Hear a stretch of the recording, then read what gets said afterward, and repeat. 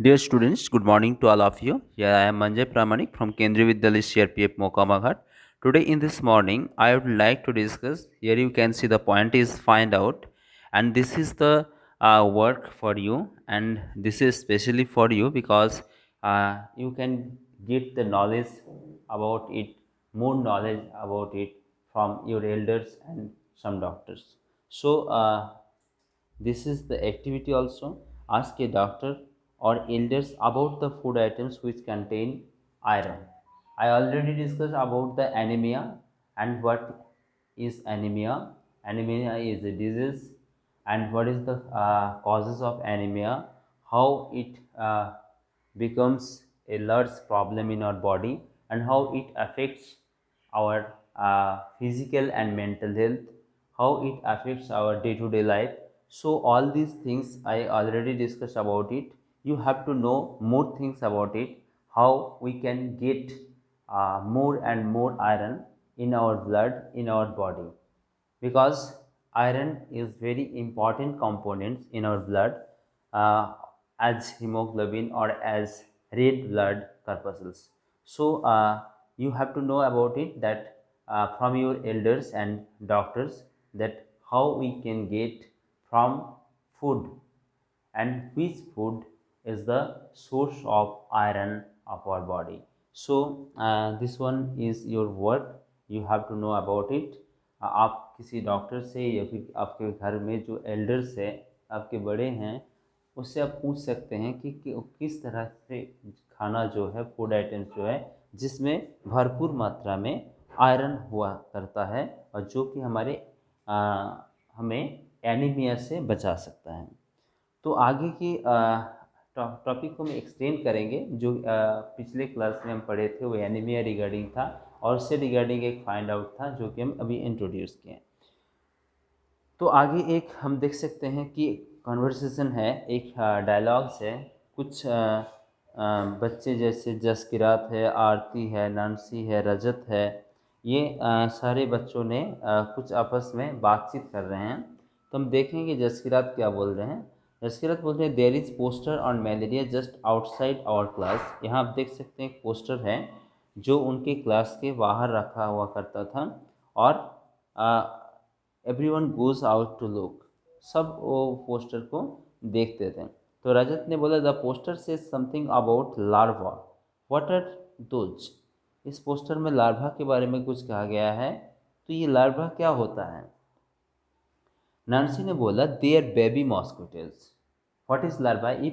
If I ask you that what is larva, then you have to say that larva is larva is baby mosquito.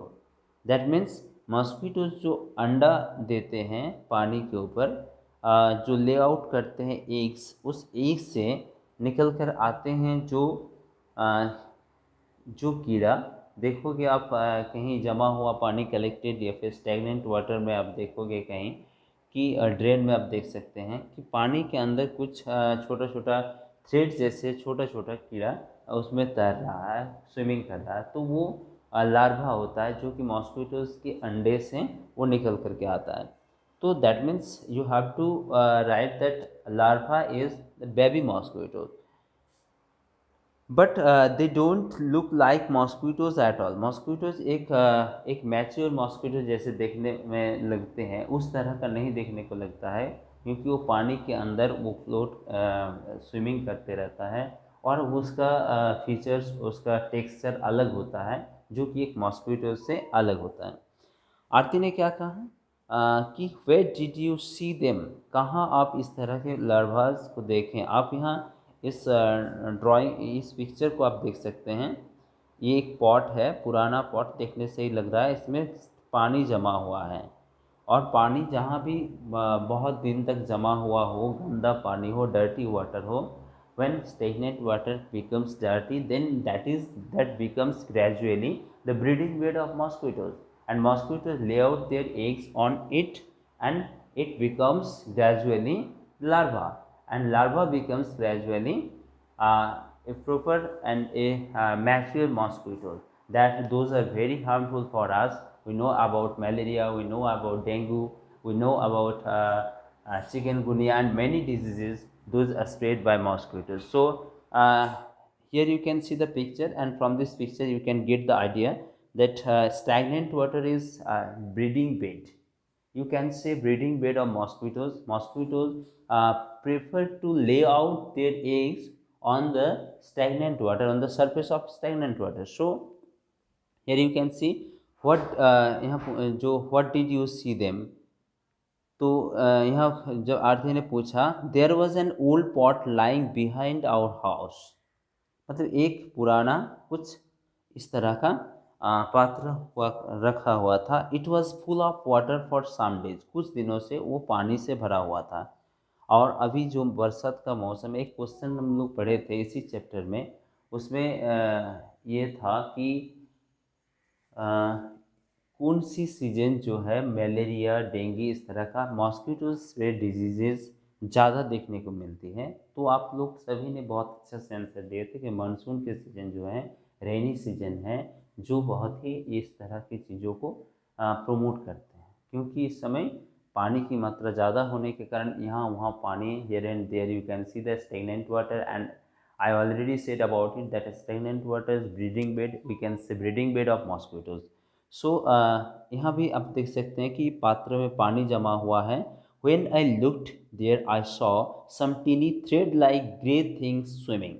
तो यही है thread like grey, वो भूरा colour के होते हैं, और thread like, और वो कीड़ा जैसे, जैसे कुछ कीड़े पानी के अंदर तैरते हैं ना, उसी तरह का ये थोड़ा सा लंबे टाइप का होता है और वो पानी के अंदर स्विमिंग करने लगते हैं.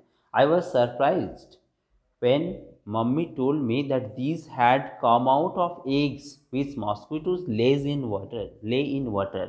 तो मैं अभी बताया कि मॉस्किटो प्रेफर करता है कि गंदा पानी जहाँ वो अपना अंडा छोड़ते हैं, ताकि उसका अंडा से वो लार्वा निकल करके आए और लार्वा कुछ ही दिनों में मॉस्किटोज़ में बदल सकें. तो ये उनके लिए सबसे अच्छा एनवायरनमेंट माना जाता है, सबसे अच्छा परिस्थिति माना जाता है, ताकि वो अपना जनरेशन को आगे ले जाएं. तो इसलिए गंदा पानी और जमा हुआ पानी जो मॉस्किटोज़ के अंडा देने के लिए और मॉस्किटोज़ के लार्वा को पालने के लिए और लार्वा से मॉस्किटोज़ बनने में, ये जो सारा पूरा एक साइकिल है, एक प्रोसेस है, इस प्रोसेस को प्रमोट करने के लिए डर्टी वाटर, स्टैग्नेंट वाटर काफ़ी होता है. They are called larva. तो इस चीज़ को जो थ्रेड लाइक मॉस्किटोज़ के जो बच्चे होते हैं, वो जो घूमते रहते हैं पानी में, उसको हम कहते हैं larva. Those baby mosquitoes are called as larva and they come out from the eggs, and those mosquitoes lays out on dirty water, stagnant water, on the surface of stagnant water. So this point is very important, that stagnant water, collected water, is very harmful for us. Nearby you have to aware about it, that so that there here and there in especially rainy season we can be aware about it. So रजत क्या बोल रहा है कि what did you do, आप क्या किए थे. Nancy बोले कि पापा immediately through away the water. Immediately उनके पापा ये जो पॉट रखा हुआ था, इसमें जो पानी था, उस पानी को फेंक दिया था. He cleaned and dried the pot and kept it upside down so that no water would collect. उन्होंने इस पॉट को, इस पात्र को उल्टा के रख दिया ताकि इसमें पानी ना जमे. हमारे पास कुछ ऐसा चीज़ें होते हैं जो कि हमारे आगे आकर के ज़रूरत पड़ेगी, तो फिर पुराना पत्र को हम फेंक भी नहीं सकते हैं, ऐसे ही फेंक देंगे तो वहाँ पानी जम सकता है. तो हम ऐसा कुछ उपाय अपना सकते हैं, जैसे हमारे पास एक पुराना कुछ मिट्टी का बर्तन है या फिर कोई भी बर्तन है, तो उनको हम फेंक के रख देंगे जिससे पानी उसमें जम सकें, तो हमारे लिए हार्मफुल है. अगर हम उसको अपसाइड डाउन करके उल्टा के रख देंगे तो उसमें पानी स्टैग्नेंट नहीं होगा, कलेक्ट नहीं होगा, और पानी नहीं कलेक्ट होने से वो पानी dirty, that water cannot become dirty water, and that cannot become also the breeding bed of mosquitoes. So this point is very to be aware about it. And नंसी ने बोला उनके पापा इस पानी को फेंक दिए थे और उसको उल्टा करके रख दिए ताकि उस पात्र में और पानी ना जमे.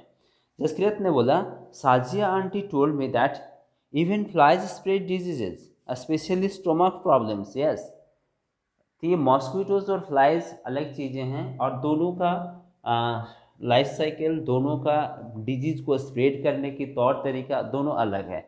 मॉस्किटोज के बारे में तो हम तो डिस्कस किए थे। अभी मैं फ्लाइज के बारे में, हाउस फ्लाइज जो आप देखते हैं घर में मक्खी मंडराते रहते हैं इधर उधर, उसके बारे में थोड़ा बताऊंगा। ये क्या है, ये मक्खी को पसंद है गंदा चीज़ें, ये इनका खाना होता है। जैसे कहीं सड़ा हुआ फ्रूट्स गिरा हुआ है, कहीं किसी ने खाना फेंक दिया, कहीं किसी ने ड्रॉपलेट्स जैसे कि लैट्रिन है या फिर कोई ड्रेन से कोई किसी गंदा चीज़ को उठा के रख दिया, तो मक्खी को आप देखोगे कि वो गंदा चीज़ पर जा कर के बैठती है, क्योंकि वो उसका सबसे अच्छा स्रोत है जैसे उससे वो अपना गुजारा करते हैं। दूसरी बात ये है कि मक्खी मॉस्किटो जैसे गंदा पानी को प्रेफर करता है ब्रीडिंग के लिए, उसी तरह से आप देखोगे कि फ्लाइज जो है, हाउस फ्लाई, ये गंदा चीज़ पर जाकर के अपना अंडा छोड़ता है, ये भी, ताकि उसके अंडा वहाँ पाले बढ़ें और गंदा चीज़ को खाते हुए पाले बढ़े और वो भी एक अच्छा, मतलब एक प्रॉपर और मैच्योर मक्खी में बदल जाएं। तो ये उनका लाइफ साइकिल होता है। इसलिए मक्खियाँ जो है गंदा चीज़ को प्रेफर करते हैं और हम जानते हैं कि गंदा चीज़ जो भी है, डर्टी थिंग्स, शायद वो फ्रूट्स हो, शायद वो खाना हो, किसी जानवर का ड्रॉपलेट्स हो, तो उसमें कुछ बैक्टीरियाज, कुछ वायरस हो सकते हैं जो कि हमारे मक्खी के थ्रू, हमारे जब मक्खी आकर के वहाँ से उसमें बैठेगा, फिर उनके पैर में आप देख सकते हैं बहुत ही छोटा छोटा खंडों में बटा हुआ होता है, तो वो उस पैर में लग जाता है वो बैक्टीरियाज, वो चीज़ें, और आकर के जब हम खाते हैं, खाना खाते हैं, फिर खाएंगे कुछ देर बाद, खाना ऐसे ही रखा हुआ है, उसमें कुछ बर्तन से हम ढके नहीं हैं, तो उसमें आकर के मक्खियाँ बैठ जाती है और उसमें वो बैक्टीरियाज, वो वायरस, वो कीटाणु छोड़ जाते हैं। और जब हम उस खाना को टेक कर लेते हैं, खा लेते हैं, तो हमारे स्टोमक में चला जाता है और जाकर के वो बैक्टीरिया और वो वायरस जो अपना तांडव दिखाना शुरू कर देते हैं। तो ये चीज़ है, फ्लाइज इस तरह से, हाउस फ्लाइज जो है हमारे अंदर बीमारियां फैलाने में एक माध्यम के रूप में काम करता है। तो ये भी हमारे लिए बहुत हानिकारक है। तो इससे बचने के लिए हम लोगों को क्या करना होगा, हम लोगों को यहाँ वहाँ हम गंदा चीज़ें ना फेंकें, हम साफ सुथरा रहें, ताकि मक्खियाँ यहाँ वहाँ ना मंडराए और वो अपना जनरेशन को आगे ना बढ़ा पाएँ। तो इस चीज़ को ध्यान में रखना पड़ेगा। So this is clear that flies and mosquitoes both very harmful for us. Mosquitoes biting us, but flies don't bite us. Mosquitoes suck our blood, and when a person suffers from malaria, dengue or chikungunya, and mosquitoes अगर उस person को काट, मतलब उस person को bite करता है, उसका खून चूस लेता है, वो किसी और पर्सन को जाकर के बाइट करता है, तो उसके जो डंक होता है उसके थ्रू बैक्टीरियल्स और कीटाणुज जो है वो दूसरा पर्सन के अंदर चले जाते हैं और वो भी बीमार हो जाते हैं। और फ्लाइज का कंडीशन, हाउस फ्लाई का कुछ अलग कहानी है। ये मैं बताया अभी कि कैसे ट्रांसमिट करता है, कैसे कीटाणु को गंदा चीज़ से ढो करके ले आते हैं और हमारे खाना के अंदर छोड़ देते हैं और हम बीमार पड़ जाते हैं। तो ये दोनों चीज़ हमारे लिए ख़तरनाक है और हमको ध्यान रखना होगा कि ये जिस तरह से चीज़ों के ऊपर पले बढ़ते हैं, अपना ब्रीडिंग करते हैं, इस तरह की सिचुएशन हम ना क्रिएट करें। तो ये हम इस कन्वर्सेशन से और इस डायलॉग से हम इस चीज़ को समझ पाए हैं। आज के लिए मैं एक काम दूंगा, बाकी फाइंड आउट से क्वेश्चंस और इस चीज़ के बारे में हम लाइव क्लास में भी डिस्कस करेंगे आगे। आज थोड़ा बिजी शेड्यूल होने के कारण लाइव क्लास मैं सोचा था लेकिन नहीं हो पाया। तो ये जो पोस्टर है आप देख रहे हैं, इस तरह का पोस्टर जो कि लोगों को अवेयर करता है मॉस्किटोज़ के बारे में और मॉस्किटोज़ किस तरह की परिस्थितियों में मतलब ज़्यादा प्रोमोट हो जाते हैं, उसका जनरेशन, तो इस सारा चीज़ को ये इंडिकेट करता है। तो आप भी इस तरह का एक पोस्टर बनाएंगे इस पोस्टर में आप देख सकते हैं कि स्टेगनेंट वाटर पानी कैसे जमता है, कहीं पानी कैसे गंदा हो जाता है और उस पानी में कैसे मॉस्किटोज़ का ब्रीडिंग होने लगते हैं, जो कि हमारे मलेरिया, डेंगू, चिकनगुनिया जैसे खतरनाक बीमारी को ट्रांसमिट करते हैं।